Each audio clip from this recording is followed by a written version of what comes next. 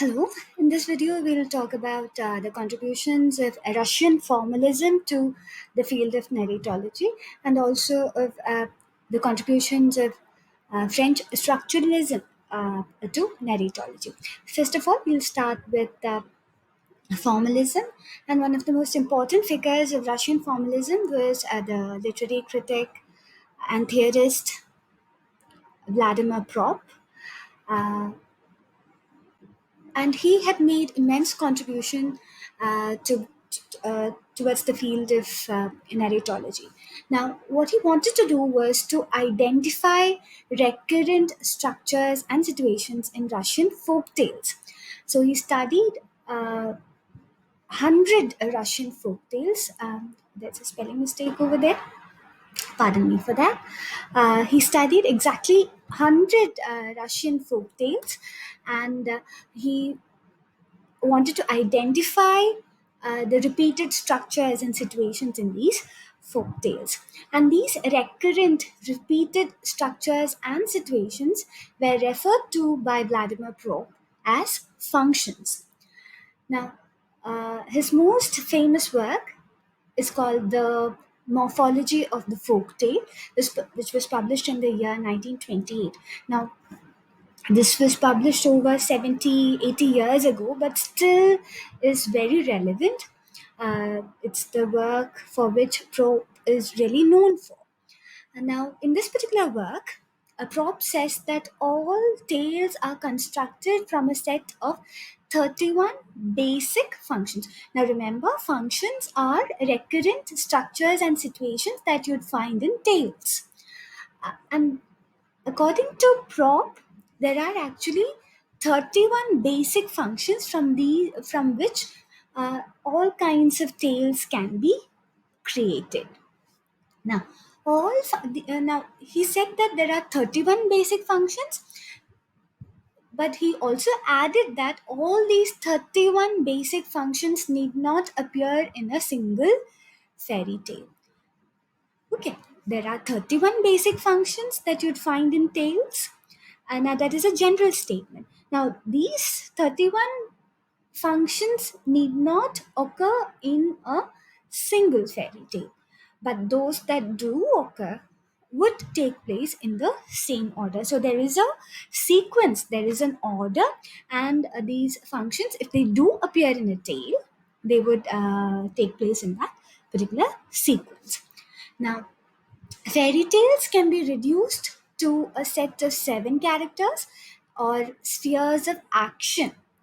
Uh, and these 7 characters and their activities or their actions help in weaving the tale through their relationships and obviously actions. So, props, these are the two main points that you need to remember whenever you are talking about the Russian fairy tale and the observations made by Vladimir Propp.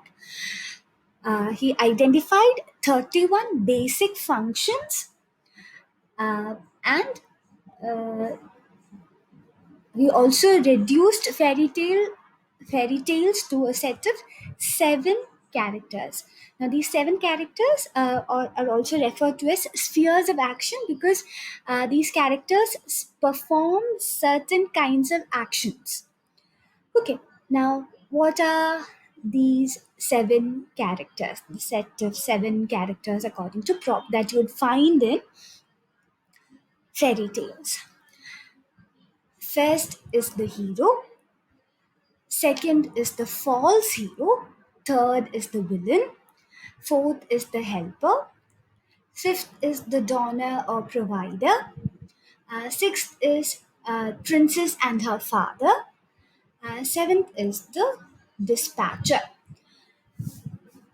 Now, according to Prop, these are the 7 characters who basically appear in almost all the stories, or different variations of these characters appear in various fairy tales. Now, hero obviously is a person who's very noble, who has an aim, who uh, embarks on a particular journey. False hero is someone who appears to be noble, who appears to be in the side, who appears to be on the side of the hero, who appears to be very virtuous, but it's later on revealed that it's not so. He has certain ulterior motives. Villain obviously is a universal character. Uh, is the He's the antagonist. He's the arch enemy of the hero. The hero has to fight this particular character to succeed. Fourth is the helper, uh, a character or characters who help the hero in achieving his goal, his aim. Then, the donor or the provider is the fifth character. Now, this character is someone who provides the hero with something. He donates or he provides something. That hence the title, donor or provider. He provides the hero with something that helps him in the helps him in his quest. Sixth character is a very stereotypical character, princess, and along with that, her father. Princess and her father. In most of the fairy tales, the hero embarks on a journey to save the princess from the villain, and the father is often the one who sends the hero to save the princess. Now, dispatcher uh, is a character who's like a friend, philosopher, and guide to the hero. He's the one who guides the hero through his journey. So these are the seven sets of characters identified by Vladimir Propp in his analysis of the Russian folk tales, and he believed that it was quite universal. Now, I'll give you certain. I'll give you a simple example. I'm sure that most of you are familiar with the Harry Potter series. Uh, uh, if you have not read it, at least you might have watched the movie. So I'll give you examples from the Harry Potter series. So that you can understand these seven set of characters better. The first character, hero, obviously in Harry Potter is the hero. uh, Second character, false hero. Now you might remember the first book or the first movie in the series, Harry Potter and the Philosopher's Stone, or Harry Potter and the Sorcerer's Stone. In that particular uh, book slash movie, there was a character called Professor Quirrell. If you might, if you have watched the movie, you might remember. Professor Quirrell is someone who appears very meek and very noble in the beginning, and towards the end of that first book, you realize that he is in fact in collusion with Voldemort. So he's a negative character. So he's a false hero. He's someone who appears to be sympathizing with the hero, but who has very ulterior motives, who is negative in reality. So Professor Quirrell from Harry Potter can be considered as a false hero. Third, villain. So if you are taking into consideration the Harry Potter series, obviously there is only one villain, Lord Voldemort. Uh, Fourth character, helper. Now, as far as Harry Potter movies or the series is concerned, uh, there are many helpers, but the constant support uh, for Harry comes from his two best friends, Ron and Hermione, right? So they can be considered as the helpers. Uh, Fifth one, uh, donor or provider. Now there are again many characters who uh, give something to Harry. Even Ron and Hermione can be considered as donors and providers. But one major donor or provider in the Harry Potter series would be Hagrid. Remember the gentle giant, who's the first person to provide Harry with a wand. So he can be considered as a donor or provider. Now, sixth character. Now, there are no princesses in Harry Potter, but in the second installment of the Harry Potter series, you might remember uh, Harry Potter and the Chamber of Secrets. Harry Potter saves the life of Ginny, uh, Ron Weasley's sister, younger sister. Later in the series, you'll find that they fall in love, and eventually, at the end of the series, they get married. So, Ginny can be considered as the princess in this particular scenario, and her father.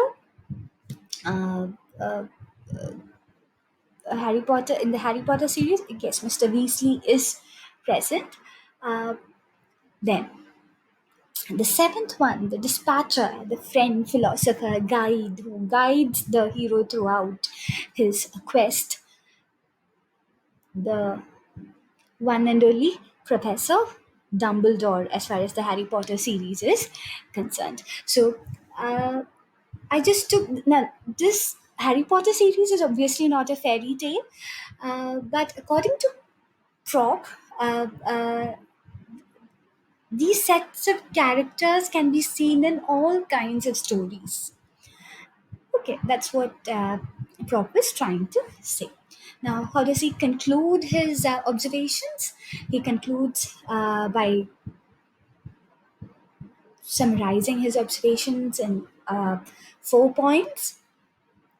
Functions of the characters are stable and constant in spite of how and by whom they are fulfilled. Now, the functions of all these characters are stable. A hero is noble and he does noble things and he embarks on this quest. The villain has a particular job, that is to provide, to create hindrances in the path of the hero. These functions do not change. Then, the number of functions used in the fairy tale is limited. There are no unlimited functions in a fairy tale. Now, as far as Prop is concerned, there are only 31 functions in fairy tales, and these 31 functions do not appear in a single fairy tale. So, anyway, the functions are limited. The sequence of functions is always similar, and if and the order in which these functions occur uh, is always similar. Then, fourth one, all fairy tales are of one type with regard to their structure. So, no matter where the fairy tale comes from, no matter in what language that fairy tale uh, is narrated, the structure of fairy tales, no matter where they hail from, remains the same. There is only one type. Okay, these are the findings made by or the observations made by Vladimir Propp, the famous Russian literary theorist, who was one of the most influential figures in Russian formalism with regard to fairy tales. Now, we can move on to French structuralism and narratology. What are the contributions of French structuralism towards narratology? Now, the one figure that you have to talk about in this regard is A.J. Greimas.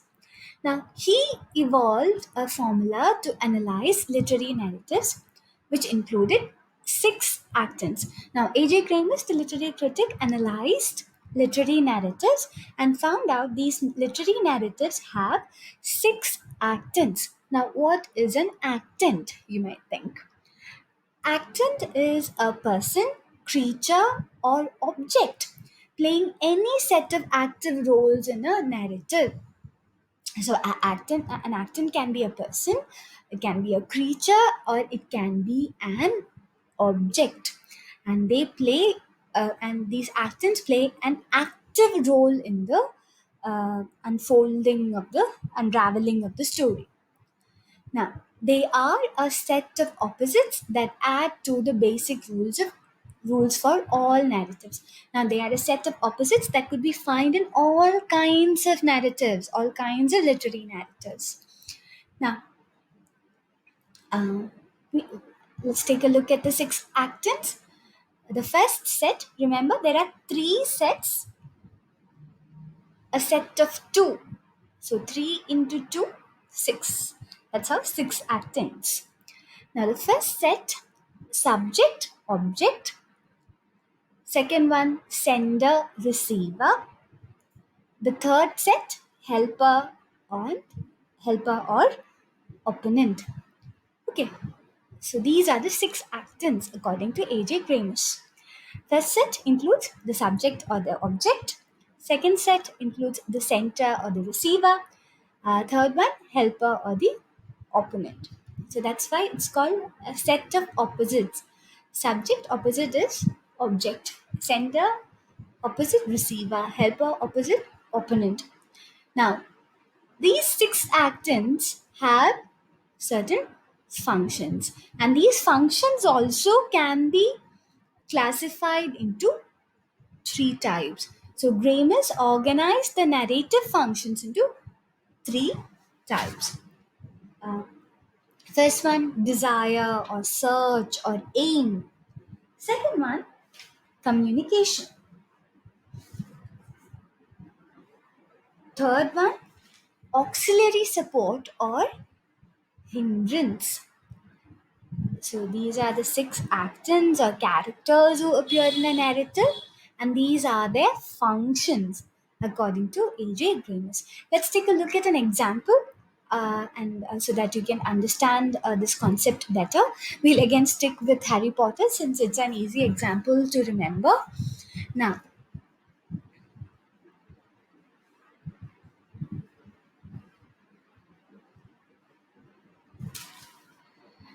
the subject to the Harry Potter series is Harry, and now we are talking about the first book in the series. Okay, the Harry Potter and the Philosopher's Stone, or Harry Potter and the Sorcerer's Stone, as it is known in the US. Philosopher's Stone is the title given in UK. Now, Harry Potter is the subject. Now he has a desire, search, or aim. And what is that desire, search, or aim? The To find the sorcerer's stone or the philosopher's stone. Now, the subject is sent on this quest, or he's sent out on this mission by someone, right?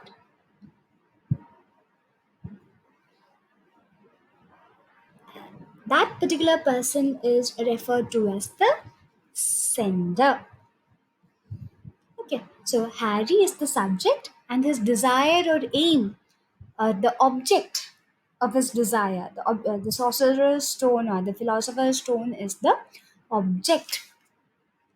Harry is the subject, sorcerer's stone is the object, Dumbledore is the sender. Now, in this particular series, you might remember that Dumbledore directly doesn't send him uh, on this quest, but in fact, he is indirectly involved. So, if you are taking this particular example, you'll find that Dumbledore is directly not the center. Now, now, so Dumbledore acts as the sender. Now, who is the receiver? Now, once the journey is over, now who's the person who reaps the benefit out of the entire journey? Uh, is called the receiver. Whoever benefits from this journey carried out or the quest carried out by the subject is the receiver. In this particular case, who is the receiver? Harry obviously becomes popular. He is hailed as a hero, and Hogwarts is also saved from the dark hands of Voldemort, right? So Harry and Hogwarts, and basically all the people associated with Hogwarts, are the receivers. Now, helper, the people who help Harry in his quest or in his journey, his friends Ron, Hermione, even other friends are there. Neville Longbottom, all these friends are involved. Dumbledore, Hagrid. These are people who help him in his mission. Then the opponent, obviously, there are a lot of opponents as far as Harry Potter is concerned. Uh, Malfoy, Snape, Quirrell, Professor Quirrell, and Lord Voldemort himself is the ultimate opponent, obviously. So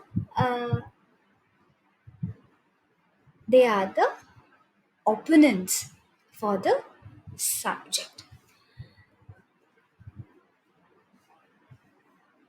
Okay, hope you understood this particular concept with the help of this example. So there are six actants: subject, object, sender, receiver, helper, opponent, and these actants have their functions can be reduced to three types: desire, search, or aim; communication; auxiliary, support, or hindrance. Communication in the sense that the sender is the one who uh, gives the information, or he's the one who sends the subject on his quest. Okay, I hope you've understood the concepts relating to narratology put forth by Vladimir Propp and A.J. Greimas.